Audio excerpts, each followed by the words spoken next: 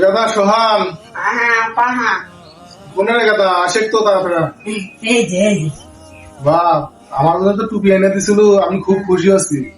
আমার দুইটা চোখ দিয়ে আমি দুনিয়ার কোনো কিছু দেখে পাই না। তুই যদি আমার যদি চোখের ব্যবস্থা হয়ে দিবি ভালো নেই। আচ্ছা কতুই এই যে আব্বা, তুমি কোনো টেনশন করো না, আমি তোমার চোখের চিকিৎসার ব্যবস্থা করতেছি।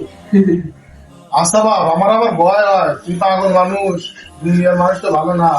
যাও। আচ্ছা আব্বা, আচ্ছা। আমার পক্ষে তো কাম হওয়া সম্ভব না। ভাই ভাই আমাকে একটা কাম দিবেন। কেন পাগলা, তুই কাম পারস, তুই যে কামের কথা কইতেছ। সমস্যা নাই ভাই, আমি সব কামই পালি, আমার কাম নেন। এ পাগল, যা কাম হন, ধান জানি কোলস না, খালি গাছ তুলবো। অন্ধ বাবার ট্রিটমেন্টের জন্য এইরকম করে পাগল কাজ শুরু করে দিয়েছে যেন সে তার বাবার চিকিৎসা করতে পারে।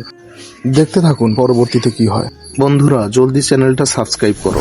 ভাই তাহলে আমার কামলার দাম তো দেন। এই পাগল, কিসের কামলার দাম রে? পাগল আমার কামলার দাম আছে না?